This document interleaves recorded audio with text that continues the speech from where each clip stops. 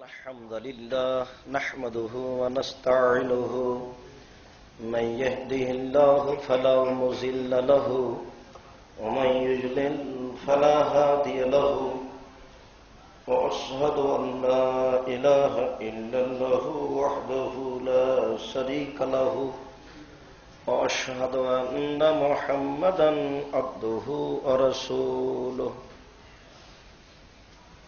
أما بعد فإن خير الحديث كتاب الله وخير الهدى هدى محمد صلى الله عليه وسلم وشر الأمور محدثتها وكل محدثة بدعة وكل بدعة ضلالة وكل ضلالة في النار. أعوذ بالله من الشيطان الرجيم. يا أيها الذين آمنوا اجتنبوا كثيرا من الظن إن بعض الظن إثم ولا تجسسوا ولا يغتب بعضكم بعض. عن حذيفة رضي الله تعالى عنه قال قال رسول الله صلى الله عليه وسلم لا يدخل الجنة قطات وفي رواية النمام رواه البخاري ومسلم. عن أبي هريرة رضي الله تعالى عنه قال قال رسول الله صلى الله عليه وسلم تجد يوم القيامة شر الوجهين الذين يأتي بهؤلاء ويأتي بهؤلاء رواه البخاري ومسلم. সম্মানিত মসজিদের মুসল্লি, প্রশংসা আল্লাহর জন্য, শান্তি অবতীর্ণ হোক আল্লাহ রাসূলের উপর সাল্লাল্লাহু আলাইহি ওয়াসাল্লাম। আজ জুমার খুতবায় সংক্ষিপ্ত বক্তব্যের বিষয় গীবত, পরনিন্দা। পরনিন্দা সম্পর্কে গুরুত্বপূর্ণ তথ্যবহুল বিবরণের চেষ্টা করব ইনশাআল্লাহুল আজিজ। এ ব্যাপারে আল্লাহ তাআলা বলেন, ইয়া আইয়ুহাল্লাযীনা আমানু, হে বিশ্বাসীগণ, ইজতানিবু কাসীরাম মিনাজ-যন, তোমরা মানুষের উপরে বেশি বেশি ধারণা করা থেকে বেঁচে থাকো। ইন্না বা'যাজ-যন্নি ইসম, অবশ্যই কিছু কিছু ধারণায় পাপ হয়।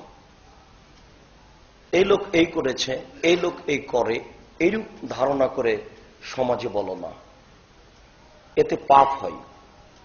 আবু হুরায়রা রাদিয়াল্লাহু তাআলা আনহু বলেন, রাসূল সাল্লাল্লাহু আলাইহি ওয়াসাল্লাম বলেছেন, ইয়াকুমুয-যান্না ফাইন্নায-যান্না আকযাবুল হাদিস, ধারণা থেকে বেঁচে থাকো, ধারণাই সবচেয়ে বড় মিথ্যা। কোরআন মাজিদের ওই অংশে আমরা জানতে পারছিলাম যে কিছু ধারণায় পাপ হয়, আর মুসলিম গ্রন্থের এই হাদিসে বুঝতে পারছি যে আল্লাহ রাসূল বলছেন, ইয়াকুমুয-যান্না, তোমরা ধারণা থেকে বেঁচে থাকো, ধারণাই সবচেয়ে বড় অপরাধ। অপরদিকে আবু হুরায়রা রাদিয়াল্লাহু তাআলা আনহু বলেন, রাসূল সাল্লাল্লাহু আলাইহি ওয়াসাল্লাম বলেছেন, আকবারুল কাবায়রা সালাসা, সবচেয়ে বড় পাপ তিনটি। তার এক নম্বর বড় পাপ হচ্ছে আল ইশরাকু বিল্লাহ, আল্লাহর সাথে শিরক করা। হাতের রাশি দেখে ভাগ্য পরীক্ষা করলে শিরক হয়, হাত চালিয়ে ভাগ্য পরীক্ষা করলে শিরক হয়, টিয়া পাখির মাধ্যমে ভাগ্য পরীক্ষা করলে শিরক হয়, মায়ের নামে কসম করলে শিরক হয়, চোখের কসম করলে শিরক হয়, মসজিদে গিয়ে কসম করলে শিরক হয়, ছেলের মাথায় হাত রেখে কসম করলে শিরক হয়, তুলসী গাছ তুলে ফেলা যায় না এমন মন্তব্য করলে শিরক হয়, গরুকে লাথি মারা যায় না এই কথা বললে শিরক হয়, শস্য খাদ্যের উপর দিয়ে জুতা পায়ে দিয়ে হাঁটা যায় না এই মন্তব্য করলে শিরক হয়, আপনার স্ত্রী ফরজ গোসল করেনি বলে বাড়ির কোনো কাজ করতে পারে না এমন মন্তব্য করলে শিরক হয়, জন্মদিবস পালন করলে শিরক হয়, মৃত্যু দিবস পালন করলে শিরক হয়, 16 ডিসেম্বর পালন করলে শিরক হয়, 26শে মার্চ পালন করলে শিরক হয়, 21শে ফেব্রুয়ারি পালন করলে শিরক হয়, শহীদ মিনারে ফুল চাপালে শিরক হয়, স্মৃতিসৌধকে মূল্যায়ন করলে শিরক হয়, সংসদ ভবনে নীরবতা পালন করলে শিরক হয়, কবরকে মূল্যায়ন করলে শিরক হয়, কবরের কাছে কিছু চাইলে শিরক হয়, কবরে মাথা নত করলে শিরক হয়, কবরের কাছে কিছু মান্যত মানলে, কবরের কাছে কিছু দিলে শিরক হয়। পিতা মাতার বা যে কোনো ব্যক্তির ছবিকে সুন্দর করে বাড়িতে ঝুলিয়ে রাখলে শিরক হয়। এদেশের মাটিতে অসংখ্য শিরক রয়েছে। আল্লাহর নবী বলছেন পৃথিবীতে সবচেয়ে বড় পাপ হচ্ছে শিরক। শিরক করলে অতীতের নেকি নষ্ট হয়ে যায়। শিরক করলে আল্লাহকে উপেক্ষা করা হয়। শিরক করলে আল্লাহকে হেয়তুচ্ছ করা হয়। শিরক করলে আল্লাহকে অপমান করা হয়। শিরক চলে পিছন দিকে, পিছনে যা নেকি আছে তা নষ্ট হয়ে যাবে। হজ করে এসেছেন, ঢাকা বিমানবন্দরে নেমেছেন, ছেলে আপনাকে নিয়ে আসছে ঢাকা থেকে, এই বাড়ির পাশের মাজারের পাশ দিয়ে আসছেন, 2 টাকা আপনি কবে পকেট থেকে বের করে দিয়ে দিয়েছেন। যদি আপনার অতীতের এক নেকি থাকে তাহলে ইসলাম ধর্ম মিথ্যে, আপনার এক নেকিও থাকবে না। আল্লাহ তাআলা বলছেন লাইন আশরাকতা লায়াহবাতান্না আমালুক। মুহাম্মদ সাল্লাল্লাহু আলাইহি ওয়াসাল্লাম, আপনি যদি শিরক করেন তাহলে আপনারও অতীতের সব আমল বাতিল হবে। শিরক করলে অতীতের আমল নষ্ট হয়ে যায়। বিদআত করলে রাসূলকে উপেক্ষা করা হয়। বিদআত করলে রাসূলকে অপমান করা হয়। বিদআত করলে রাসূলকে হেয়তুচ্ছ করা হয়। বিদআত করলে ইবাদত কবুল হয় না। বিদআত ঠেকায় সামনের দিক, আর শিরক ঠেকায় পিছনের দিক। শিরক চলে পিছন দিকে আর বিদআত চলে সামনের দিকে। হজ করতে গেছেন, একটা উমরা করবেন একটা হজের সাথে। ছেলের জন্য একটা উমরা করেছেন, মেয়ের জন্য একটা উমরা করেছেন, 3 লক্ষ টাকা বাতিল হয়েছে, আবার হজ করতে হবে। এ হজ কবুল হয়নি। বিদআত করলে ইবাদত কবুল হয় না। শিরক করলে ইবাদত নষ্ট হয়ে যায়, করা ইবাদত নষ্ট হয়ে যায়। আর বিদআত করলে ইবাদত কবুলই হয় না। বিদআত করলে রাসূলকে উপেক্ষা করা হয়। বিদআত করলে রাসূলকে হেয়তুচ্ছ করা হয়। বিদআত করলে রাসূলকে উপেক্ষা করা হয়। বিদআত হচ্ছে ইবাদত, এক শ্রেণীর ইবাদত। শিরক হচ্ছে এক শ্রেণীর ভালো ধারণা, এক ধরনের ভালো পরিকল্পনা। কবরে কিছু দিলেন ভালো রাসাই, আপনি তো বুঝতে পারছেন না, ওরই খবর নাই, আর আপনি এখানে তার ব্যাপারে এত কিছু ভাবলেন, এটা ঠিক নয়। রাসূল সাল্লাল্লাহু আলাইহি ওয়াসাল্লাম বলেন আকবারুল কাবায়ের সালাসা, পৃথিবীতে সবচেয়ে বড় পাপ হচ্ছে আল্লাহর সাথে শিরক করা। 2 হুকুকুল ওয়ালিদান, পিতামাতার অবাধ্য চলা। 3 কাউলু জুরে, মিথ্যা কথা বলা, মিথ্যা সাক্ষী দেওয়া। আর আগের বিবরণ আমরা বুঝতে পারলাম যে ধারণাই সবচেয়ে বড় মিথ্যা। তাই আল্লাহ তাআলা বলছেন তোমরা মানুষের প্রতি অহেতুক ধারণা করো না, অনেক সময় ধারণায় পাপ হয়। এরপরে আল্লাহ তাআলা বলছেন ওয়ালা তাজাসসু, তোমরা মানুষের দোষ ত্রুটি উদ্ঘাটন করো না। এই বাক্য আল্লাহ রাসূল এইভাবে বলছেন ওয়ালা তাহাসসু ওয়ালা তাজাসসু ওয়ালা তাহাসসু, তোমরা মানুষের গোপন কথা কান লাগিয়ে শুনো না। ওরা 2 জন কি বলছে তুমি এই কথা শোনার চেষ্টা করো না। ওরা বাড়িতে কি বলছে তুমি কান লাগিয়ে এই কথা শোনার চেষ্টা করো না। এ কারণে রাসূল বলেছেন যে 3 জন সফরে থাকলে 2 জন মিলে যেন কোনো গল্প না করে। 2 জন মিলে যদি কোনো কথা বলে, 3য় জন ভাববে আমার কথাই বলছে, তখন পরিবেশ নষ্ট হবে। এই জন্য 3 জন সফরে থাকলে কোনো কথা বললে 3 জন এক জায়গায় হয়ে বলবে, তখন আর একজনের ধারণা দুর্বল হয়ে যাবে, বারবার চেষ্টা করবে তারা কি বলছে একটু শুনি। এটা আল্লাহ তাআলা কঠিন ভাবে নিষেধ করেছেন। রাসূল সাল্লাল্লাহু আলাইহি সাল্লাম বলছেন কেউ যদি কারো গোপন কথা শুনে সুব্বা আলা ওজনাইহিল ওয়ানক ইয়াউমাল কিয়ামা, তাহলে বিচারের মাঠে সীসাকে, তামাকে জাহান্নামের আগুনে গরম করে তার কানে ঢেলে দেওয়া হবে। মানুষের গোপন কথা শোনা মহাপাপ। যেসব কাজ বড় পাপ, যেসব কর্ম কাবিরা গুনাহ, তার একটা হচ্ছে গোপন কথা কান লাগিয়ে শোনা। তার পরের বাক্যে আল্লাহ রাসূল বলছেন ওয়ালা তাজাসসু, তোমরা মানুষের দোষ ত্রুটি উদ্ঘাটন করো না। অমুক এই বলেছে, অমুক এই করেছে, এই বলে তোমরা কারো দোষ ত্রুটি সমাজে পেশ করো না। এই জন্যই আপনাদেরকে আমি বলে থাকি এই খ্রিস্টান আব্রাহাম লিঙ্কনের কাল্পনিক ভোট পদ্ধতি পৃথিবীতে সবচেয়ে নেক্কারজনক, নোংরা, জঘন্য, বর্বর, অসভ্য। এর চেয়ে পৃথিবীতে কোনো খারাপ কাজই নেই। এটাই সবচেয়ে বড় খারাপ কাজ এখন। মানুষের গীবত করার এটাই সবচেয়ে বড় মাধ্যম। মানুষের দোষ ত্রুটি একবারে খোলা মাঠে পেশ করার এটাই সবচেয়ে বড় মাধ্যম।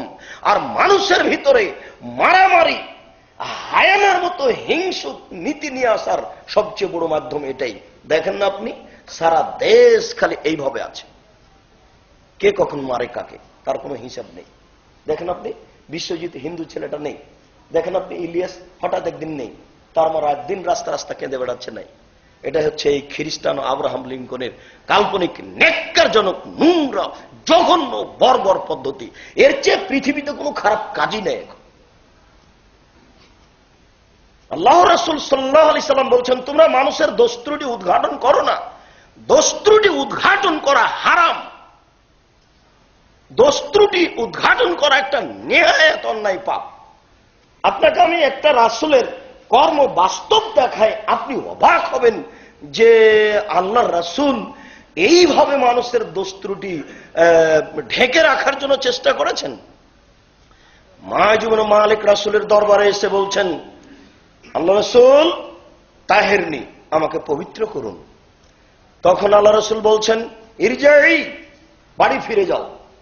ইরজাই, বাড়ি ফিরে যাও। আস্তাগফিরিল্লাহ, আল্লাহর নিকটে ক্ষমা চাও। ওয়াতুব আলাইহি, তুমি তওবা করো। লোকটি চলে গেল। একটু গিয়ে ফিরে এসে বলছে, আল্লাহ রাসূল আমাকে পবিত্র করুন। আল্লাহ রাসূল বলেন, বাড়ি ফিরে যাও, তওবা করো, আল্লাহর কাছে ক্ষমা চাও। লোকটি চলে গেল। একটু গিয়ে ফিরে এসে বলছে, আল্লাহ রাসূল আমাকে পবিত্র করুন। তখন আল্লাহ রাসূল বলছেন, ইরজি, বাড়ি ফিরে যাও। আস্তাগফিরিল্লাহ, আল্লাহর নিকটে ক্ষমা চাও। ওয়াতুব আলাইহি, তুমি তওবা করো। লোকটি চলে গেল। আবার ফিরে এসে বলছেন যে আমাকে পবিত্র করুন। আপনাকে আমি এখন পর্যন্ত বলতে চাচ্ছি, বুঝতে পেরেছেন কিনা? আল্লাহ রাসূল এখন পর্যন্ত বললেন না পবিত্র করব কেন, ব্যাপারটা কি। আপনি তো হলে প্রথমে বলতেন তোমাকে পবিত্র করব কেন, বিষয়টি কি, ঘটনা কি। আল্লাহ রাসূল এই কথা বলছেন না। প্রথমবারই তো বলতে পারতেন যে কেন তোমাকে পবিত্র করব। যখনই বলেছে যে আমাকে পবিত্র করুন, তখন রাসূল বিষয়টি বুঝে গেছেন। তখন রাসূল বিষয়টি বুঝে বলছেন, যার প্রমাণ নাই তার বিচার নাই, তুমি যাও, তোমার দোষটা গোপন থাক। মূলত এভাবে বলতে চাইলেন। তারপরে দেখেন চতুর্থবারে যখন এসেছে, তখন আল্লাহ রাসূল বলছেন, আর সারেবা খামরান, ও কি মদ পান করেছে, তাই তার মস্তিষ্ক বিকৃত হয়েছে। আমি যে ওকে চলে যেতে বলছি, ও যায় না কেন। ফাকামা রাজুলুন ফাস্তান কাহু ফাকালা মা সারেবা খামরান, একটা লোক দাঁড়িয়ে তার মুখে নাক লাগিয়ে মুখটা সঙ্গে দেখে বলছে, জি না আল্লাহ রাসূল, এ তো মদ পান করেনি, এ ভালো মানুষ। তখন আল্লাহ রাসূল বলছেন যে আবেহি জুনুন, তাহলে কি সে পাগল, তাই আমার কথা বুঝে না। আমি যে তাকে চলে যেতে বলছি, সে যায় না কেন। 6টা স্তর হয়ে গেল। প্রথম স্তরে ফিরিয়ে দিয়েছেন, কিছু বলেননি। তারপরে ফিরিয়ে দিয়েছেন, কিছু বলেননি। তারপরে ফিরিয়ে দিয়েছেন, কিছু বলেননি। তারপরে চতুর্থ স্তরে এসে বলছেন, ও কি নেশাদার দ্রব্য পান করেছে, তাই আমার কথা বুঝে না। পঞ্চম স্তরে বলছেন, তাহলে কি সে পাগল, তাই আমার কথা বুঝে না। যখন সাহাবীগণ বললেন লাইসাবে মাজনুন, আল্লাহ রাসূল পাগল নয়, ভালো মানুষ, তখন আল্লাহ রাসূল বলছেন যে তাহলে কি তুমি জেনা করেছ। তখন লোকটি বলছে, জি, মানুষ বৈধভাবে যা করে আমি তা অবৈধভাবে করেছি, দয়া করে আমার বিচার করে দেন। আমি আপনাকে বিচারের অংশ বলতে চাচ্ছি না, আমি আপনাকে বলতে চাচ্ছি যে দেখুন আল্লাহ রাসূল মানুষের দোষ ত্রুটিকে ঢেকে রাখার জন্য কিভাবে চেষ্টা করেছেন। এর বাস্তবতা আবার শোনেন। অনেক দিন পরে এই মাইজ ইবনে মালিক কাজের মানুষ, একজন ধনী মানুষের বাড়িতে কাজ করতেন, যার নাম হচ্ছে হোজ্জাল। হোজ্জাল একজন সাহাবী ধনী মানুষ। তার বাড়িতে মাইজ ইবনে মালিক গরিব মানুষ কাজ করতেন। বাসায় থাকাকালীন কোনো কারণে তার স্ত্রীর সাথে অন্যায় জড়িয়ে পড়ে। এই কথাটি মালিক জানতে পারে। তখন মালিক মাইজ ইবনে মালিককে বলেন যে হোজ্জাল, ঘটনা তো ঘটেই গেছে, তুমি যাও আল্লাহ রাসূলকে গিয়ে বিষয়টি পেশ করো, দেখো তো তিনি কি বলেন। এই মালিকের পরামর্শ পেয়ে রাসূলের সামনে এই কথা এসে পেশ করেছে। তো যা হওয়ার তো হয়েই গেল, পরের স্তরে ঘটনা ফয়সালা হয়েই গেল। অনেক দিন পরে আল্লাহ রাসূল রাস্তায় যাচ্ছেন, আর হুজ্জাল রাস্তায় আসছে, মুখামুখি দেখা। তখন আল্লাহ রাসূল বলছেন, ওহ হুজ্জাল, লাউ সাতাত্তা খাবার মাইজ ইবনে মালিক বিসাওবিক লাকুনতা খায়রান কাসীর। ওহ, তুমি যদি মাইজ ইবনে মালিকের ঘটনাটা লুকিয়ে রাখতে তাহলে যে কত ভালো হতো। তুমি যে কেন আমার কাছে পাঠালে? তুমি যদি মাইজ ইবনে মালিকের ঘটনাটা লুকিয়ে রাখতে তাহলে যে কত ভালো হতো। এটা ইসিম তাফজিল, আপনাকে সবাইকে বোঝানো যাবে না। মানে তুমি লুকিয়ে রাখলে অনেক অনেক অনেক অনেক অনেক গুণে বেশি ভালো হতো। কিন্তু তুমি যে আমার কাছে পাঠিয়ে দিয়েছ, আমার কাছে কোনো কথা প্রকাশ হয়ে গেলে বিচার হয়ই। আল্লাহ রাসূল প্রাণপণে চেষ্টা করেছেন বিষয়টি লুকিয়ে রাখার, এর পরেও সে জোর করে বিষয়টি প্রকাশ করেছে। আল্লাহ রাসূল প্রকাশ করতে চাননি। এর পরেও তার মালিককে একদিন বলছেন যে হুজ্জাল, তুমি যদি ঘটনাটা লুকিয়ে রাখতে তাহলে কত ভালো হতো। যুবক, তুমি রাস্তায় মানুষের বদনাম করে মিছিল করে বেড়াও, কি পড়েছো তুমি? তোমাকে আবার অনে ভর্তি হতে হবে, আবার নতুন ভাবে পড়াশোনা করো। দেখো গীবত কি জিনিস, বদনাম কি জিনিস। মানুষের দোষ ত্রুটি ঢেকে রাখার ব্যাপারে শরীয়ত কত কঠোরতা আরোপ করেছেন, এবং আল্লাহ রাসূল মানুষের দোষ ত্রুটিকে ঢেকে রাখার জন্য কিভাবে চেষ্টা করেছেন। দোষ ত্রুটি প্রকাশ করা মহাপাপ, কাবিরা গুনাহ। আবু হুরায়রা রাদিয়াল্লাহু তাআলা আনহু বলেন, রাসূল সাল্লাল্লাহু আলাইহি ওয়াসাল্লাম বলেছেন, লা তুয়াইয়িরুল মুসলিমিনা, খবরদার কখনো কোন মুসলমানের দোষ ত্রুটি প্রকাশ করো না। ওয়ালা তুযু, কখনো কোন মুসলমানকে কষ্ট দিও না। ওয়ালা তাত্তাবিউ আওরাতা আখিহে, আখুল মুসলিম, কোন ব্যক্তি যেন তার মুসলিম ভাইয়ের দোষ ত্রুটি প্রকাশের পিছনে না পড়ে। এই পর্যন্ত বলার পরে আল্লাহ রাসূল বলছেন, অমাইয়াত্তাবে আওরাতা আখিহে, যেই ব্যক্তি তার ভাইয়ের দোষ ত্রুটি উদ্ঘাটন করার জন্য চেষ্টা করবে, ইয়াত্তাবিউল্লাহু আওরাতাহু, তখন আল্লাহ তাআলা নিজে তার দোষ ত্রুটি পেশ করার জন্য লেগে যাবেন। তাহলে আপনার প্রতিপক্ষ হয়ে গেলেন আল্লাহ। যারা দুনিয়াতে মানুষের দোষ ত্রুটি প্রকাশ করার সমাজে চেষ্টা করে, তাদের প্রতিপক্ষ হলেন আল্লাহ। এই কথাটা খুব ভালোভাবে মনে রাখতে হবে। এই কথাটা যদি আপনার অন্তরে বিশ্বাস থাকে তাহলে সমাজ একেবারে সুন্দর হয়ে যাবে। এক হাদিসের ভিত্তিতে সমাজ শান্ত। আপনাকে এইভাবে বিশ্বাস রাখতে হবে যে আমার যতই শত্রু হোক, আমি যদি তার পিছনে লাগি তাহলে আমার পিছনে আল্লাহ লাগবেন। এই বাক্যের পর আল্লাহ রাসূল বলছেন, অমাই ইয়াত্তাবিউল্লাহ ইয়াফসাহু ওয়ালাউ ফি যাওফি রাহলিহি, যার পিছনে আল্লাহ লেগে যাবেন, আল্লাহ তাকে অপমান করেই ছাড়বেন, সে যদি তার ঘোড়ার, তার উটের পেটের ভিতরে লুকিয়ে থাকে তবুও। শেষের বাক্যের অর্থ কি? শেষের বাক্যের অর্থ হলো এই যে কেউ যদি কারো দোষ ত্রুটি প্রকাশ করার পরে পৃথিবীর কোন স্থানে গিয়ে লুকায়, মাটির ভিতরে গিয়ে লুকায়, তবু আল্লাহ তাকে জাতির সামনে অপমান করেই ছাড়বেন, তার বিষয়টি আল্লাহ প্রকাশ করেই ছাড়বেন। এই কথা আল্লাহ রাসূল বললেন যে কেউ যদি কারো দোষ ত্রুটি প্রকাশ করার পরে লুকিয়ে যায় তার সওয়ারির পেটের ভিতরে, তবু আল্লাহ তাকে ছাড়বেন না, অপমান করবেন। কেন? আল্লাহ তখন তার প্রতিপক্ষ, যাকে কেউ ঠেকাতে পারে না, যিনি হচ্ছেন পরাক্রমশালী। সম্মানিত মসজিদের মুসল্লি, আপনাকে দোষ ত্রুটি ঢেকে রাখার বিষয়টি খুব জোরালোভাবে পেশ করছিলাম। জিন্দেগিতে আর কখনো কোনোদিনই কোন মানুষের দোষ ত্রুটি সমাজে পেশ করার চেষ্টা করব না। আল্লাহ তুমি আমাদেরকে হেফাজত করো, আল্লাহুম্মা আমিন। মহান আল্লাহ বলেন, ওয়ালা ইয়াগতাব বাযুকুম বাস, অবশ্যই তোমাদের কেউ যেন কারো গীবত পরনিন্দা না করে। অবশ্যই তোমাদের কেউ যেন কারো গীবত পরনিন্দা না করে। হুযায়ফা রাদিয়াল্লাহু তাআলা আনহু বলেন, রাসূল সাল্লাল্লাহু আলাইহি ওয়াসাল্লাম বলেছেন, লা ইয়াদখুলুল জান্নাতা কাত্তাত ওয়া ফি রিওয়ায়াতিন নাম্মাম, যারা দুনিয়াতে মানুষের গীবত করে, পরনিন্দা করে, আল্লাহ তাআলার নবী বলছেন এমন ব্যক্তি জান্নাতে যাবে না, এমন ব্যক্তি জাহান্নামে যাবে। লা ইয়াদখুলুল জান্নাতা কাত্তাত, বদনামকারী, পরনিন্দাকারী কখনো জান্নাতে যাবে না। এই কারণেই আল্লাহ তাআলা বলছেন ওয়াইলুল লিকুল্লি হুমাযাতিল লুমাযা, সামনে নিন্দা করে যারা, পিছনে নিন্দা করে যারা, তাদের জন্য ওয়াইল নামক জাহান্নাম সুনিশ্চিত।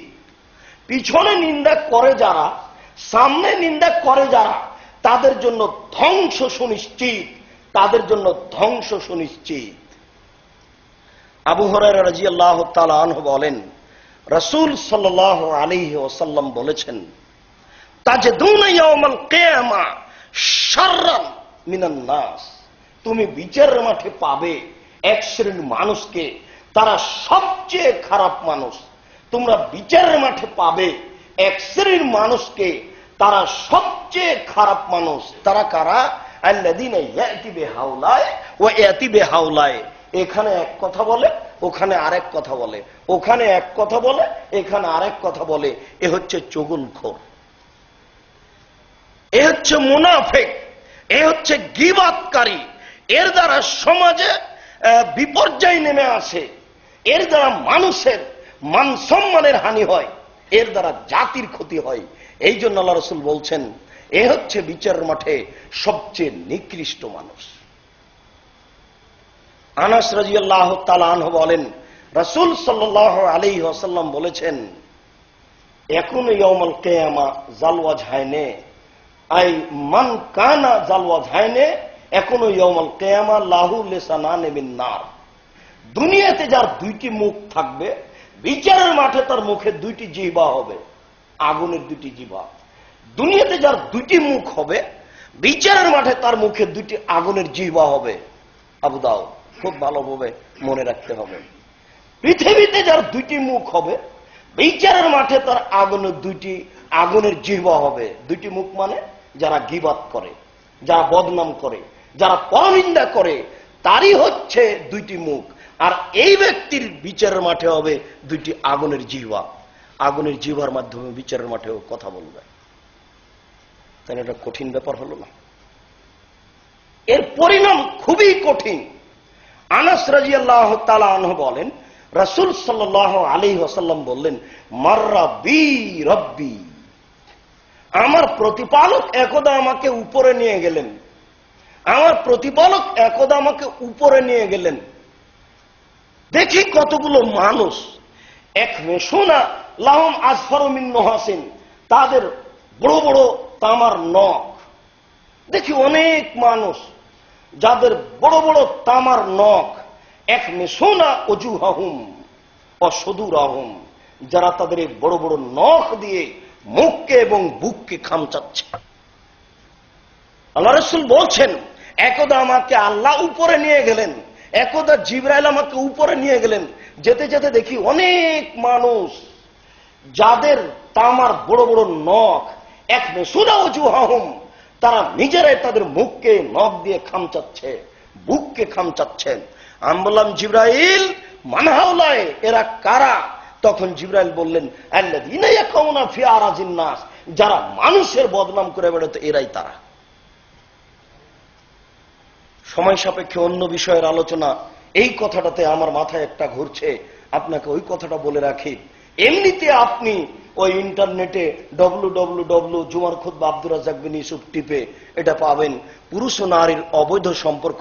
ওখানে একটা কথা এরকম উপরে যাওয়ার ব্যাপারে কথাটি আছে, তাই কথাটা আপনাকে বলতে চাচ্ছি। আনাস ইবনে মালিক রাদিয়াল্লাহু তাআলা আনহু বলেন, রাসূল সাল্লাল্লাহু আলাইহি ওয়াসাল্লাম বললেন, কুনতু নাইমান, আমি একদা ঘুমিয়েছিলাম, ফাতায়ানি রাজুলানে, দুইজন মানুষ আমার পাশে আসলো। ফাখাযাবে জাবাইয়া, একজন আমার ডান বাহু ধরলো, একজন আমার বাম বাহু ধরলো, তারপর আমাকে নিয়ে চলে যাচ্ছে। আল্লাহ রাসূল বলছেন, আমি ঘুমিয়েছিলাম। আমাদের নবী বলছেন, আমি ঘুমিয়েছিলাম, দুইজন লোক আসলো, একজন আমার ডান বাহু, একজন আমার বাম বাহু ধরে আমাকে নিয়ে চলে যাচ্ছে। ফায়জানা বেরে জালিন, দেখি হঠাৎ করে অনেক মানুষ আসাদ্দ ইন্তেখাফান, ফুলে ফেঁপে বিশাল আকৃতি ধারণ করে আছে, 30 হাত, 40 হাত, 50 হাত, 100 হাত, বিশাল বিশাল আকৃতি ধারণ করে আছে, মোটিয়ে একবারে। ওয়ান্তাহরিহান, খুব দুর্গন্ধ, দুর্গন্ধের কারণে থাকা যায় না। কান্নাহুমুল মারাহিজ, মনে হচ্ছে যেন তারা গ্রামের টয়লেট, যেন মনে হচ্ছে তারা গণশৌচাগার, যেন মনে হচ্ছে তারা ওই টয়লেট যেই টয়লেট কোনোদিন পরিষ্কার করা হয় না, দুর্গন্ধে টিকা যায় না।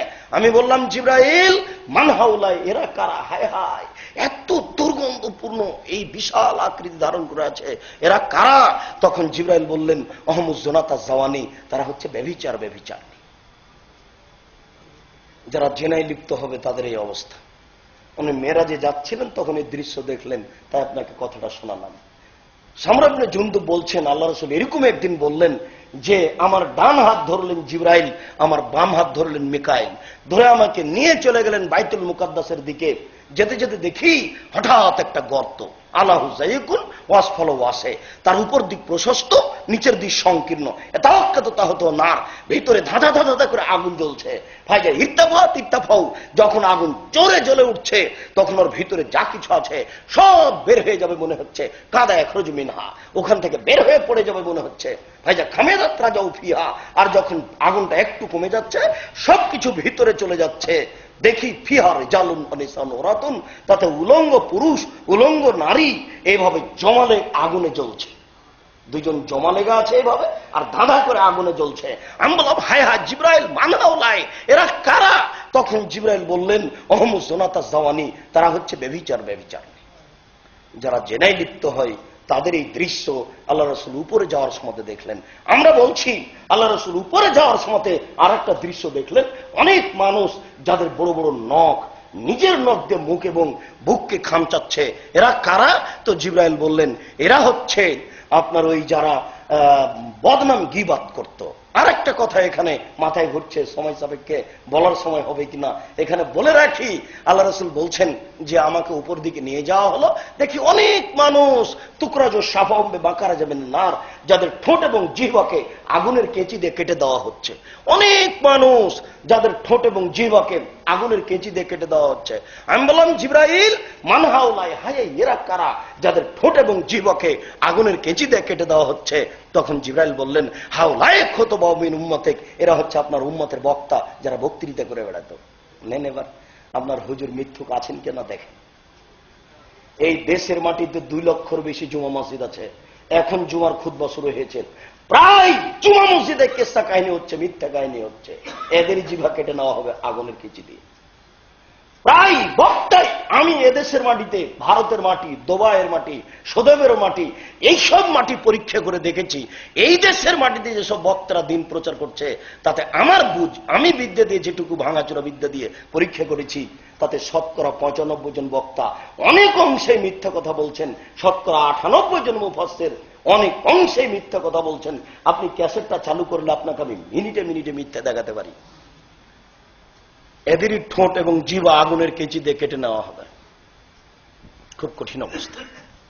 সাহল ইবনে সাদ রাদিয়াল্লাহু তাআলা আনহু বলেন, রাসূল সাল্লাল্লাহু আলাইহি ওয়াসাল্লাম বলেছেন, মাইয়াজমানলি মা বাইনা লাইহি ওয়া মা বাইনা রিজলাইহি আজমাল্লাহুল জান্নাহ। কেউ যদি মুখে মানুষের গীবত না করে আর জেনায় লিপ্ত না হয়, কেউ যদি মুখে মানুষের গীবত না করে আর জেনায় লিপ্ত না হয়, আমি মুহাম্মদ সাল্লাল্লাহু আলাইহি সাল্লাম তাকে জান্নাতে নিয়ে যাওয়ার জন্য জিম্মেদারি নিলাম। আমি মুহাম্মদ সাল্লাল্লাহু আলাইহি সাল্লাম তাকে জান্নাতে নিয়ে যাওয়ার জন্য জিম্মেদারি নিলাম। এই কথা বলার পরে আল্লাহ রাসূল একদিন বক্তব্য দিতে বলছেন, হাল তাদরুনা মাইকুবুন নাসান নারা, সঙ্গী সাথে বলতে পারো মানুষকে পিছন দিক থেকে ধাক্কা মেরে জাহান্নামে নিক্ষেপ করে কি? সঙ্গী সাথী বলতে পারো মানুষকে পিছন দিক থেকে ধাক্কা মেরে জাহান্নামে নিক্ষেপ করে কি? সঙ্গী সাথী বলতে পারো মানুষকে পিছন দিক থেকে ধাক্কা মেরে জাহান্নামে নিক্ষেপ করে কি? এ কথা বলতে বলতেই ফাখাযা লিসানাহু, তিনি তার জিহ্বাটা ধরে নিয়েছেন। জিহ্বাটা ধরে নিয়ে বলছেন, দেখো এই দেখো, এই জিহ্বা মানুষকে পিছন দিক থেকে জাহান্নামে নিক্ষেপ করবে, এই জিহ্বা মানুষকে পিছন দিক থেকে জাহান্নামে নিক্ষেপ করবে। ওই কথাটুকু ভুলে গেলেন নাকি?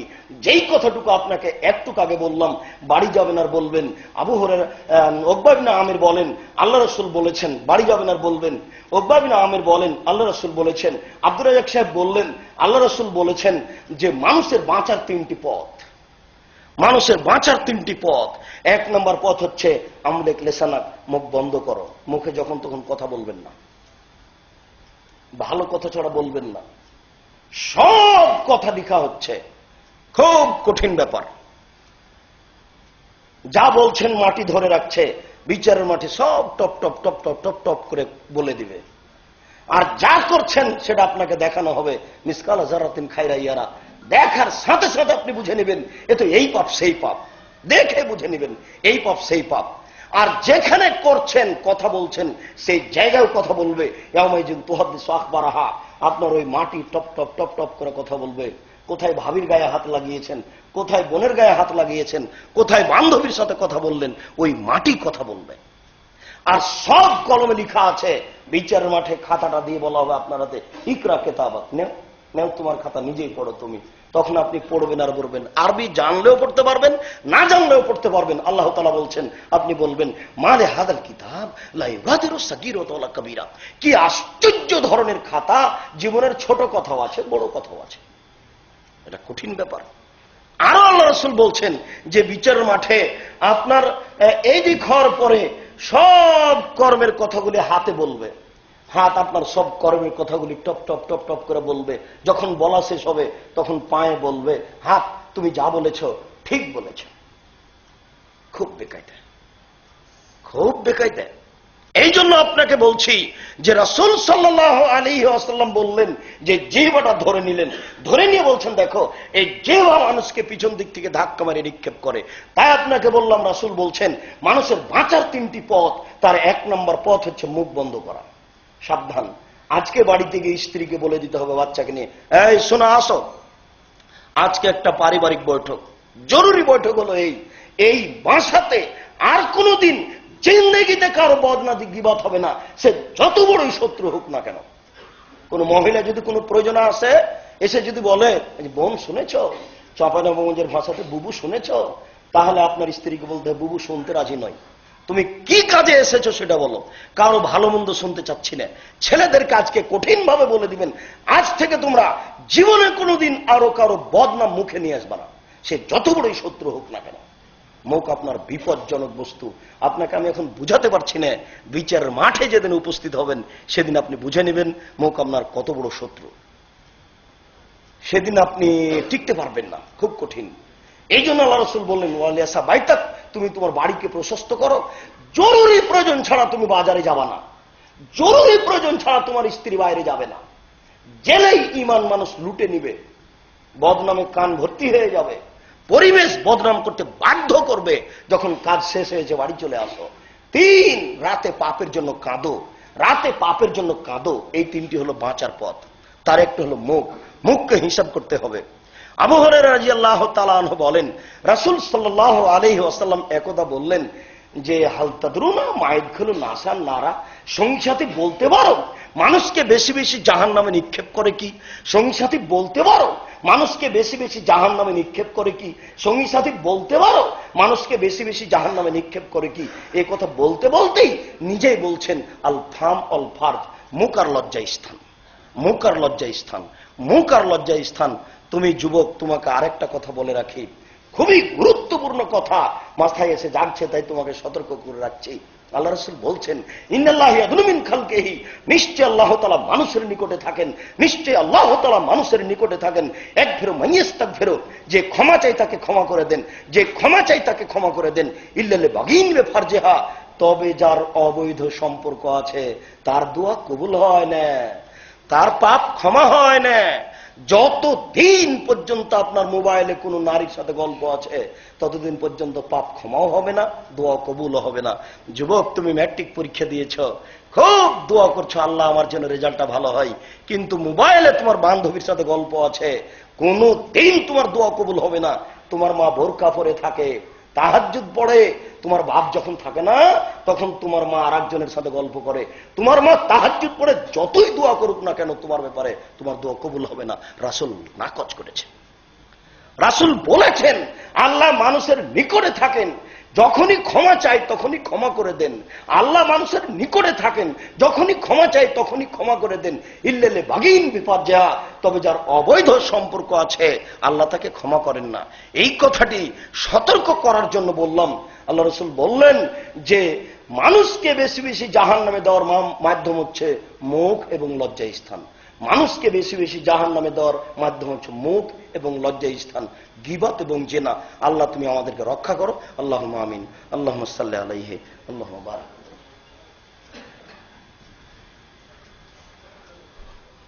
আলহামদুলিল্লাহি ওয়াহদা ওয়াসসালাতু ওয়াসসালামু আলা মান লা নাবিয়্যা বা'দা।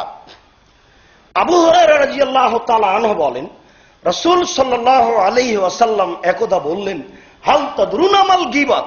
সঙ্গী সাথী বলতে পারো গীবত কাকে বলে? সঙ্গী সাথী বলতে পারো গীবত কাকে বলে? তোমাদের কি জানা আছে গীবতের পরিচয়? তখন সাহাবীগণ বললেন, আল্লাহ রাসূল আলাম। জি না, আমরা জানি না গীবত যে কাকে বলে। আল্লাহ এবং আল্লাহ রাসূলই ভালো জানেন। এটা হলো তাদের চিরাচরিত নীতি। আল্লাহ রাসূল কিছু জিজ্ঞাসা করলেই সাহাবীরা এভাবে বলতেন। তখন আল্লাহ রাসূল বলছেন, যিকরুকা আখাকা ইকরাহ। তোমার ভাইয়ের কোনো কথা তুমি বলছো, ও যদি শুনতে পাই তাকে যদি খারাপ লাগে, এটাই হলো গীবত। তুমি তোমার ভাইয়ের কোনো কথা বলছো, ও যদি শুনতে পাই তাকে যদি খারাপ লাগে, এটাই হলো গীবত। তখন সাহাবীগণ বলছেন, আরাইতা ইন কানা ফিহি মা আকুলু। আল্লাহ রাসূল, ও যদি চোর হয় আর আমি যদি তাকে চোর বলি, তাহলে কি গীবত হবে?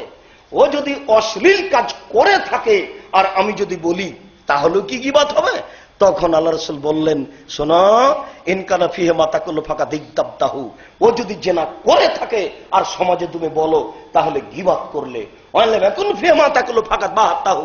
আরো যদি জেনা না করে থাকে তুমি সমাজে বলো, তাহলে তুমি তার উপরে অপবাদ লাগালে। দুইটার দুই হুকুম। আপারও বুঝে রাখবেন, দুটাই খুবই কঠিন। শোনো, তুমি যদি তার অন্যায়ের কথা বলো আরো যদি অন্যায় করে থাকে তাহলে গীবত, আর যদি অন্যায় না করে থাকে তুমি সমাজে বলো, তাহলে অপবাদ। এই জন্য আপনাকে আমি বারবার নিষেধ করছি, সাবধান, আপনি আর কখনো মিছিলে নামবেন না। অন্তত ওর প্রায়ই মিথ্যে, ওর প্রায়ই গীবত, ওর প্রায়ই বদনাম, ওর মুখ দিয়ে যেটা বের করছে সেটাই খারাপ। তখন আল্লাহ রাসূল বললেন এই কথা, তাহলে গীবত মানুষের সাথে জড়িত পাপ, অপবাদ, দুনিয়াতে শাস্তি হতে হবে। যদি অন্যায় না করে থাকে আপনি বলেন, তাহলে আপনাকে 80 লাঠি পিটাতে হবে, তাছাড়া আপনার এই শরীর পবিত্র হবে না। এর নাম অপবাদ। যে মানুষের প্রতি অপবাদ লাগালো, অন্যায় করেনি তবুও সমাজে বলল, তাকে 80 লাঠি পিটাতে হবে, তাহলে তার শরীর পবিত্র হবে। এই এক অংশ শেষ। আর এক অংশ হলো গীবত, পরনিন্দা।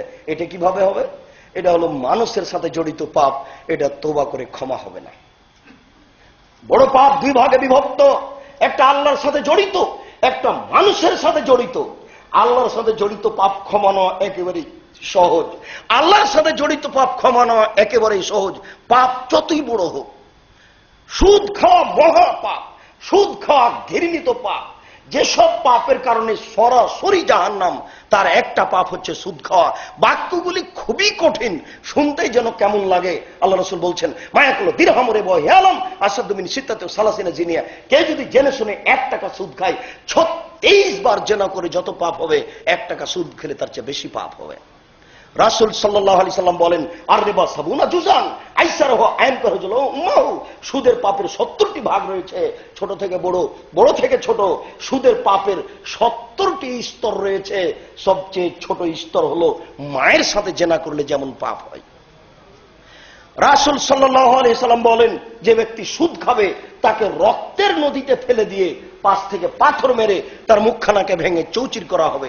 যে ব্যক্তি সুদ খাবে তাকে রক্তের নদীতে ফেলে দেওয়া হবে, নদীতে পানি থাকবে না, শুধু রক্ত আর রক্ত। ওই নদীতে ফেলে দিয়ে 5 থেকে তার মুখকে ভেঙে চৌচির করা হবে। সুদ একটা খুব নোংরা পাপ, সুদ একটা সমাজকে ধ্বংস করা পাপ, সুদ একটা নোংরা পাপ, সুদ একটা মানুষকে, সমাজকে ধ্বংস করা পাপ, যার পরিণাম সরাসরি জাহান্নাম। যার ভাষাগুলি কোন পাপের সাথে মিল নেই, যার ভাষা শুনতেই কেমন কেমন লাগে। আল্লাহ রাসূল যেভাবে বলছেন সেটা হলো এই সুদ পাপ মানুষের সাথে জড়িত নয়, এটা আল্লাহর সাথে জড়িত পাপ। আজকে জুমার খুতবায় এই বক্তব্য শোনার পরে আপনি রাতে উঠে বলছেন 2 রাকাত সালাত আদায় করে, আল্লাহ আমার ভুল হয়েছে, আমি তোমার সাথে আদাবদ্ধ, আমি জিন্দেগি তার কোনোদিন সুদের লেনদেন করব না, কোটি কোটি টাকা সুদ খেয়েছি, এই সুদের টাকা দিয়ে সিলেট শহরে, ঢাকা শহরে কয়েকটা বাড়ি করেছি, আমি তোমার সামনে অনুতপ্ত সহকারে বলছি যত সুদের লেনদেন আছে সব বন্ধ করে দিলাম। আপনি এই কথা বলে যদি আল্লাহর কাছে ক্ষমা চান, ইনশাআল্লাহ আল্লাহ আপনার সব পাপ ক্ষমা করে দিবেন। কোটি কোটি টাকা হোক না কেন সুদের পাপ। কেন সুদের পাপ কার সাথে জড়িত? আল্লাহর সাথে জড়িত। সালাত আদায় করতে হয় জরুরি ভিত্তিতে, ওযু করে সালাত আদায় করতে হয়, পানি নেই, তায়াম্মুম করে সালাত আদায় করতে হবে, মাটি নেই, বিনা ওযুতে বিনা তায়াম্মুমে সালাত আদায় করতে হবে, পশ্চিম দিকে মুখ করে সালাত আদায় করতে হয়, পশ্চিম বোঝা যায় না, বিনা পশ্চিমে সালাত আদায় করতে হবে, শত্রু দ্বারা তাড়া দিয়েছে, দৌড়িয়ে চলে যাচ্ছেন, সময় পার হয়ে যাচ্ছে, দৌড়ানো অবস্থায় সালাত আদায় করতে হবে, দাঁড়িয়ে সালাত আদায় করতে হয়, দাঁড়িয়ে থাকা যায় না, বসে থেকে সালাত আদায় করতে হবে, বসে থাকা যায় না, শুয়ে শুয়ে সালাত আদায় করতে হবে, পরিষ্কার কাপড় পরে সালাত আদায় করতে হয়, পরিষ্কার কাপড় নেই, যেই কাপড়ে পেশাব পায়খানা লেগে আছে এই কাপড় পরেই নামাজ পড়তে হবে, কারণ বশত পরিষ্কার অপরিষ্কার কোনো কাপড়ই নেই। আপনি নদী পার হচ্ছিলেন, নৌকাটা ডুবে গেল, সাঁতার দিয়ে পার হচ্ছেন, পরনের কাপড় খুলে গেছে, অপর পারে আপনি নগ্ন হয়ে বসে আছেন, নামাজের টাইম হয়ে গেছে, এই অবস্থাতেই আপনাকে নামাজ পড়তে হবে। কথার কথা, মার্কিন সৈন্যরা আফগানিস্তানে, ইরাকে, আরো কোন মুসলিম দেশে ঢুকে মুসলিম মেয়েকে জোর করে ধরে নিয়ে গিয়ে 10 জন 12 জন ধর্ষণ করে, এরপরে তাদের সামনে উলঙ্গ অবস্থায় হাঁটতে বাধ্য করে। এই সময়ে যদি নামাজের টাইম হয়ে যায়, তাহলে মুসলিম নারীকে মার্কিন সৈন্যের সামনে এই উলঙ্গ অবস্থাতে নামাজ পড়তে হবে, পড়তেই হবে, এর কোনো বিকল্প পথ পৃথিবীতে নেই। হজের বিকল্প আছে, আমি অসুস্থ, আপনাকে 3 লাখ টাকা দিলাম, আপনি হজ করলেন, হজ আমার হয়ে গেল। হজের বিকল্প আছে, সালাতের বিকল্প নেই। এটা তো একটা বেদাতের পরিপূর্ণ শহর, আপনি মনে কিছু নিয়েন না, এসব শহর উপরে আমি খুব দুঃখিত। এটা একটা বেদাতে পরিপূর্ণ শহর। এই দেশের 3 নম্বর শ্রেণীর হুজুরেরা বলেছে তোমার বাপের কয়েকটা নামাজ বাকি হয়েছে, বলে 5 ওয়াক্ত, তাহলে 10,000 টাকা কাফারা দাও, দিয়ে জানাজা করে দিল। সালাতের কাফারা চলে না। সালাত এমন একটা ইবাদত যার বিকল্প নেই, রোজার বিকল্প আছে। আমি অসুস্থ, একটা ফকিরকে ধরে সকাল সন্ধ্যা খাওয়ালাম, রোজা আমার হয়ে গেল, কিন্তু সালাতের বিকল্প নেই। সালাত কাউকে দিয়ে চলে না, নিজেকেই পড়তে হবে, তারপর দরবারে ক্ষমা চাইতে হবে। আপনাকে এই কথা বলে বলছি যে সালাত না পড়া মহা পাপ, সালাত না পড়লে মানুষ কাফের হয়ে যায়। এই কারণে সেই কালে ইমাম আহমদ ইবনে হাম্বল রাহিমাহুল্লাহ বলেছেন, কেউ যদি অলসতা করে 1 ওয়াক্ত সালাত ছেড়ে দেয় তাহলে তাকে হত্যা করতে হবে। সেই কালে ইমাম আবু হানিফা রাহিমাহুল্লাহ বলেছেন, কেউ যদি অলসতা করে 1 ওয়াক্ত সালাত ছেড়ে দেয় তাহলে তাকে জেলখানায় বন্দী করে পিটাতে হবে। বর্তমান আরবি বিদ্বানগণ এখন বলছেন, এই অবস্থাতে বর্তমানে বলছেন যে স্বামী নামাজ পড়ে স্ত্রী পড়ে না, স্ত্রী নামাজ পড়ে স্বামী পড়ে না, তাহলে বিভাগ কেটে গেছে, চেয়ারম্যান লাগে না, মেম্বার লাগে না, গ্রাম্য সর্দার লাগে না, খাতা কলম কাগজ কিছু লাগে না, এমনিতে বিভাগ গেছে। আপনাকে দেখাতে চাচ্ছি যে সালাত না পড়া মহাপাপ। আমরা বলছি যে বিবাহ থাকে কিন্তু না পড়া মহাপাপ। এরপরে আপনার বয়স এখন 70 বছর, একদিনও নামাজ পড়েননি, আজ থেকে বলছেন যে আমার ভুল হয়ে গেছে, আল্লাহ তুমি আমাকে মাফ করো, আমি আজ থেকে নামাজ শুরু করলাম, আল্লাহ তুমি আমাকে মাফ করো, আজ থেকে আমি নামাজ শুরু করব। এই কথা বলে আপনি নামাজ পড়েইনি, খালি বলেছেন আল্লাহ আমার ভুল হয়ে গেছে, তুমি আমাকে মাফ করো, অন্তর থেকে বলেছেন, আপনার অতীতের সব পাপ ক্ষমা হয়ে যাবে। কেন? এই পাপ কার সাথে জড়িত? আল্লাহর সাথে জড়িত। আপনাকে কিন্তু এখন বড় পাপ 2 ভাগে বিভক্ত এটা দেখাচ্ছি। গীবত বড় পাপ, তবে বড় পাপ হলো একটা জটিল আছে আর একটা সহজ আছে। যেটা আল্লাহর সাথে জড়িত সেটা ক্ষমা নেওয়া সহজ, আর যেটা মানুষের সাথে জড়িত সেটা ক্ষমা নেওয়া সহজ নয়। খ্রিস্টান আব্রাহাম লিঙ্কনের কাল্পনিক পদ্ধতিতে ভোট করতে গিয়ে প্রাক্তন চেয়ারম্যান নিন্দা করেছেন। নিন্দা করার পরে হজ করতে গিয়ে কাবাঘরের পাশে আল্লাহর দরবারে বলছেন, আল্লাহ পুরাতন চেয়ারম্যানের নিন্দা করা ভুল হয়েছে, তুমি আমাকে মাফ করো। এই কাবাঘরের পাশে কেঁদে কেঁদে বসে থেকে থেকে যদি মরা পর্যন্ত ক্ষমা চান, আর এই পাপ যদি ক্ষমা হয়ে যায় আল্লাহ হবেন অত্যাচারী। এই পাপ যদি ক্ষমা হয়ে যায় আল্লাহ হবেন অত্যাচারী। এই পাপ যদি ক্ষমা হয়ে যায় আল্লাহ হবেন অত্যাচারী। যুবক, তোমাকে আবার একটা জোরালো কথা বলে রাখছি, তোমার চেয়ারম্যান জাতির টাকা পয়সা আত্মসাৎ করেছে, গম আত্মসাৎ করেছে। তোমার এমপি, তোমার মন্ত্রী যদি এই হজ করতে গিয়ে কাবা ঘরের গিলাপ ধরে বাকি জীবন চোখের পানি ঝরায় আর বলে আল্লাহ আত্মসাৎ করা টাকা ক্ষমা করে দাও, আল্লাহ আমি কেঁদে তোমার দরে বলছি, তোমার মন্ত্রী যদি মরা পর্যন্ত কাবা ঘরের পাশে কাঁদে আর এই গমের পাপ যদি ক্ষমা হয়ে যায়, ইসলাম ধর্ম মিথ্যে, ইসলাম ধর্ম মিথ্যে, ইসলাম ধর্ম মিথ্যে। নবী মিথ্যা কথা বলেছেন, আল্লাহ তাহলে অত্যাচারী, আল্লাহ তাহলে অত্যাচারী। আল্লাহ নিজে বলছেন ইন্নী হারামতু যুলমা আলাইয়া, আমি আমার উপর অত্যাচার হারাম করেছি। চেয়ারম্যান সাহেব, গম আমার নয়, গম জনগণের, ক্ষমা তুমি ওইখানে নেও গা, আমার কাছে নয়। এটা হলো মানুষের হক নষ্ট পাপ। জনাব, এখানে কেন চেয়ারম্যান সাহেবের বদনাম করে ক্ষমা চাচ্ছেন? ক্ষমা চেয়ারম্যান সাহেবের হাত ধরে নেন গা, হাত ধরে চেয়ারম্যান সাহেবকে বলেন ভাই বুঝতে পারিনি, এই সামাজিক বেতালে পড়ে আপনার অনেক কথাই বলেছি, আমাকে ক্ষমা করে দেন।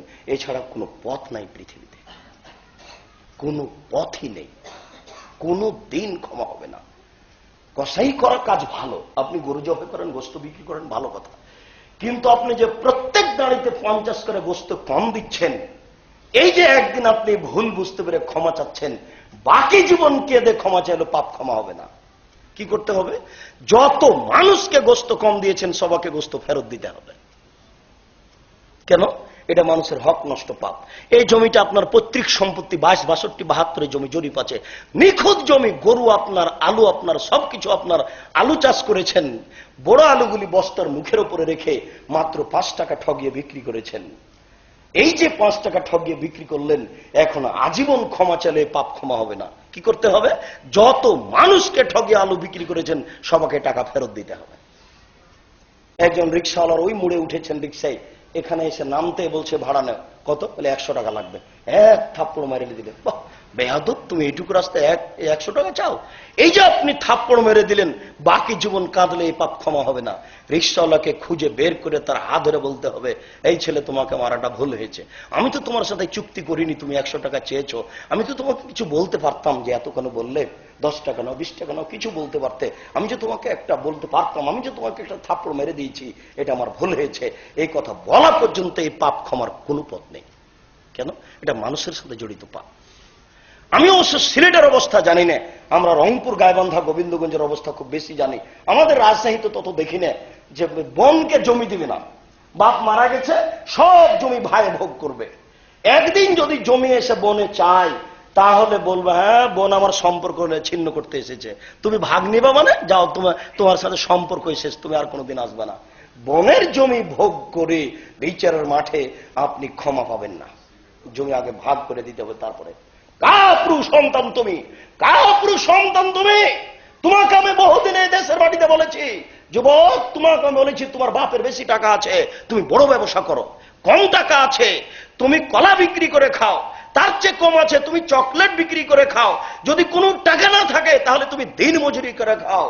দিন মজুরি করে যদি খেতে না পারো তাহলে ভিক্ষা করে খাও। তোমার ভিক্ষা করে খাওয়া ভালো, ডেস্টিনিতে নাম দিয়ে টাকা ইনকাম করা ভালো নয়। তোমার ভিক্ষা করে খাওয়া ভালো, শ্বশুর কাছে যৌতুক নিয়ে জীবিকা নির্বাহ করা ভালো নয়। ভিক্ষা করে খাওয়া ভালো, বনের জমি দাবি করে খাওয়া ভালো নয়। ভিক্ষা করে খাওয়া ভালো। যত এনজিওতে আছে চাকরি করার ব্যবস্থা আছে, কোন এনজিওতে চাকরি করা ঠিক নয়। ভিক্ষা করে খাওয়া ভালো, এনজিওতে চাকরি করা ভালো নয়। পথ আল্লাহ অনেক বড় রেখেছেন। বাপের জমি জায়গা, অর্থ সম্পদ আছে, বড় ব্যবসা করব। কম টাকা আছে, কলা বিক্রি করে খাবো। তার চেয়ে কম আছে, চকলেট বিক্রি করে খাবো। কিছুই যদি না থাকে, দিন মজুরি করে খাবো। শ্বশুরের মোটরসাইকেল নিব না, অসম্ভব, আমি কাপুরুষের বাচ্চা নই। আমি বলবো শ্বশুর আব্বা আপনাকে একটা লুঙ্গি কিনে দিতে প্রস্তুত আছি, আমি মুখ মোছার রুমাল নিব না। আমি কাজ করে খেতে পারি, আমি কাপুরুষ নই, আমি পুরুষ, আমি কাজ করে খেতে পারি। এই গতির উঠতে হবে, এই গতির যুবক হয়ে উঠতে হবে। ভুল পথে আসলে তুমি কি করে, ভুল সিদ্ধান্ত। আমি বলছিলাম গীবত করা মানুষের সাথে জড়িত পাপ, এই পাপ সহজে ক্ষমা হবে না। বড় ছেলেকে বাপে জমি দিয়েছে, ছোট ছেলেকে দেয়নি, এই বাপ বিচারের মাঠে ক্ষমা পাবে না। এই আলোচনার সংক্ষিপ্ত, জুমার খুতবায় এই আলোচনার সংক্ষিপ্ত বলে বলতে চাচ্ছি, অনেক পাপ মানুষের সাথে জড়িত হলো, ক্ষমা নিলেন না। আব্দুর রাজ্জাক সাহেব একটু ক্ষমার কথাটা একটু সহজ করে বলেন তো। জি, আপনি এখন মানুষকে টাকা পয়সা দিতে লাগেন, কখনকার আত্মসাৎ করেছেন, কর্জনিয়া দেননি, দিতে থাকেন। বাপ চলে গেছে, বাপেরও কিছু ছিল, দিতে থাকেন। এখন আব্দুর রাজ্জাক সাহেব এমন কতগুলো কর্জ নেওয়া আছে যার মানুষই নেই, কোথায় যে আছে, কাকে যে ঠগিয়ে আমি আলু বিক্রি করেছি তা তো খুঁজে পাবো না। এখন পথ, তাহলে একটা পথ আপনাকে বলি। এভাবে বলা হয়েছে, বেশ কিছু টাকা ফকির মিসকিন কওমি খারিজি মাদ্রাসায় দিয়ে দেন, আর বলেন আল্লাহ আমি তো বুঝতে পারছি না কত মানুষের টাকা এভাবে মেরে খেয়েছি, আমি যার যার বুঝতে পারছি তাকে ফেরত দিচ্ছি, আর যেগুলো বুঝতে পারলাম না সেগুলো আমি তাদের নামে দান করে দিলাম, তুমি তাদের জন্য নেকি করে দাও আর আমাকে মাফ করো। একটা পথ। আপনি যদি এটা না করেন, বাস্তব না করেন, তাহলে বিচারের মাঠে একটা বাস্তব আপনাকে দেখায়, আপনিও উঠবেন, যাকে আপনি থাপ্পড় মেরেছেন রিক্সা থেকে নেমে সেও আসবে, আপনিও দাঁড়াবেন, আর আপনার বাপ যে বড় ছেলেকে জমি রেখে দিয়েছে সেও দাঁড়াবে, আপনার বাপও দাঁড়িয়ে থাকবে, বাপ বেটা সামনাসামনি। এরপরে আপনার বড় ভাই আপনার বাপকে বলবে আল্লাহ এ আমার আব্বা আমার বড় ভাইকে জমি দিয়েছে আমাকে দেয়নি। ওই রিক্সাওয়ালা বলবে আল্লাহ এই লোকটা আমার রিক্সাতে উঠেছিল, উঠে আমাকে থাপ্পড় মেরেছে, টাকা দেয়নি। আল্লাহ আমি চেয়ারম্যানে দাঁড়িয়েছিলাম, এই লোকটা আমার গীবাত করেছে, বদনাম করেছে। এখন আপনি কিভাবে কি করবেন? ওখানে তো টাকা নেই, ওখানে এত হাত ধরে ক্ষমাও চলবে না, মানে পৃথিবীর কোনো কাজই চলবে না, টাকাও চলবে না, হাত ধরে ক্ষমাও চলবে না। তাহলে কি করবেন? আবু হুরায়রা রাদিয়াল্লাহু তাআলা আনহু বলেন, রাসূল সাল্লাল্লাহু আলাইহি সাল্লাম বলেছেন যে ওখেজাত হাসানাতুহু ওয়া তুরিহাত আলাইহিম, এই লোকটার নেকি নিয়ে একে দেওয়া হবে। তুমি যে এক থাপ্পড় মেরেছো নেকি দিয়ে দাও, তুমি যে বড় ছেলেকে জমি লিখে দিয়েছো ওই পরিমাণ নেকি দিয়ে দাও। আল্লাহ রাসূল বলছেন ফাইন ফানিয়াত হাসানাতাহু, নেকি দিতে দিতে দিতে যদি নেকি শেষ হয়ে যায়, এখনো যদি পাওনাদার বাকি থাকে তাহলে কি হবে? তখন আল্লাহ রাসূল ফয়সালা দিচ্ছেন যে ওখেজাত খাতায়াহুম, এদের কিছু পাপ তো আছে, যাদেরকে নেকি দেওয়া হলো ওদের তো কিছু পাপ আছে, ওদের পাপ নিয়ে এর উপরে চাপিয়ে দেওয়া হবে। এর কিন্তু নেকি নেই, সব দিয়ে দেওয়া হয়েছে, ওদের পাপ এদের উপরে চাপিয়ে দেওয়া হবে, এই যাবে জাহান্নামে, ওরা যাবে জান্নাতে। এটা হলো বিচার। মুসলিম। সম্মানিত মসজিদের মুসল্লি, গীবত, পরনিন্দে, মানুষের হক নষ্ট পাপ, মহা পাপ। আল্লাহ তুমি বড় দয়াবান, তুমি বড় রহমান, তুমি বড় ক্ষমাবান। আমাদের যারা মারা গেছে তুমি তাদের কবরের শাস্তি মাফ করো, আল্লাহুম্মা আমিন। আমরা যারা অসুস্থ তুমি তাদের আরোগ্য দান করো, আল্লাহুম্মা আমিন। আমরা যারা বেঁচে আছি তুমি তাদেরকে তোমার রাসূলের পদ্ধতি অনুযায়ী চলার তৌফিক দান করো, আল্লাহুম্মা আমিন। এই গীবত একটা মহা পাপ, ইহকাল পরকাল ধ্বংস করে। এই ধরনের পাপ থেকে তুমি আমাদের পরিবারকে, আমাদেরকে রক্ষা করো, আল্লাহুম্মা আমিন। এই দাবি, এই দাওয়া, এই দোয়া তোমার দরবারে রেখে আজকের জুমার খুতবা এখানে শেষ করলাম। সাল্লাল্লাহু আলাইহি।